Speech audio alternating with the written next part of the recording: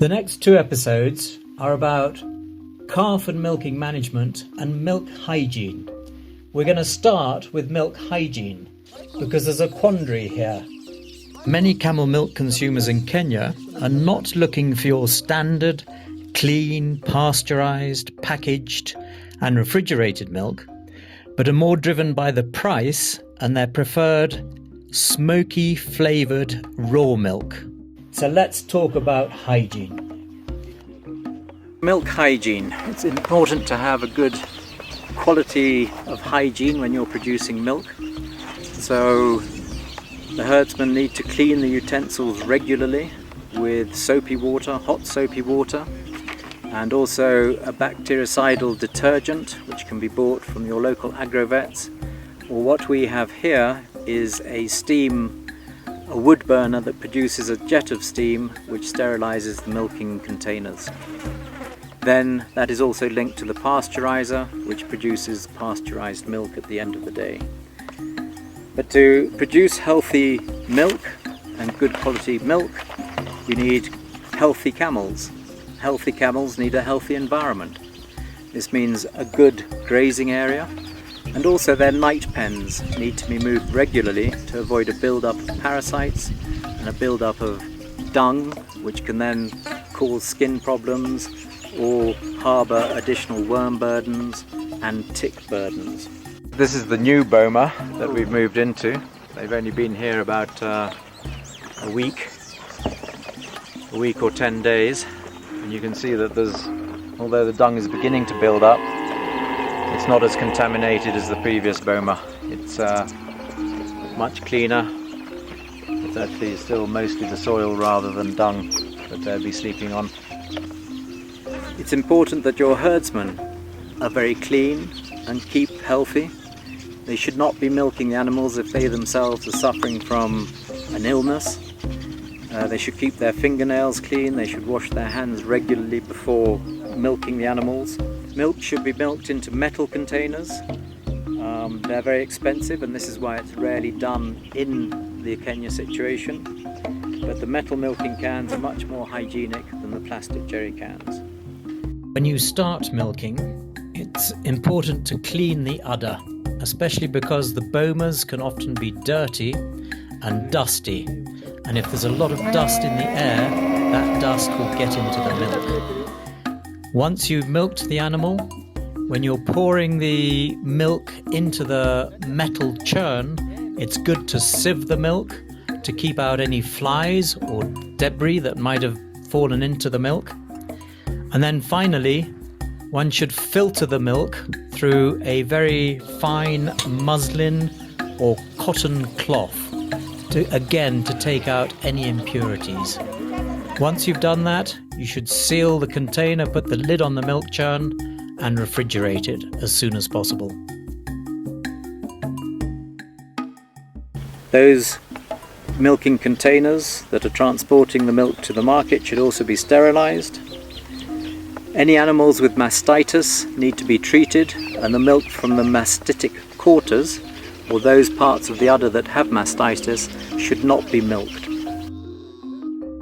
It's also important to follow the withdrawal periods of the different veterinary drugs. Each drug has a different withdrawal period, so if you're injecting an animal with antibiotics, you shouldn't be milking that animal for a certain number of days, and you shouldn't be consuming the meat.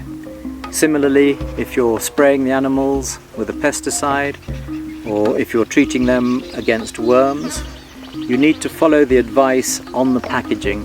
Each drug is different and has a different withdrawal period. Sometimes it's 2 days, sometimes 4 days, sometimes for as long as 40 days. If you don't observe these withdrawal periods, there's a risk of poisoning your customers with pesticide residues in the milk, or also a risk of antimicrobial resistance, where you become resistant to antibiotics due to the antibiotic already being in the products you're consuming, and it's losing its efficacy. So what I've just said is all relevant and required. However, here in Kenya, the majority of camel milk consumers actually want a much more traditional smoked milk, and so we also have to consider these requirements. So this is a traditional milk container used for milking, and it's made out of the wood of the Delonix tree. You sterilize them using these burning embers, and you basically fumigate it. And it's a traditional way of sterilizing the milking pot.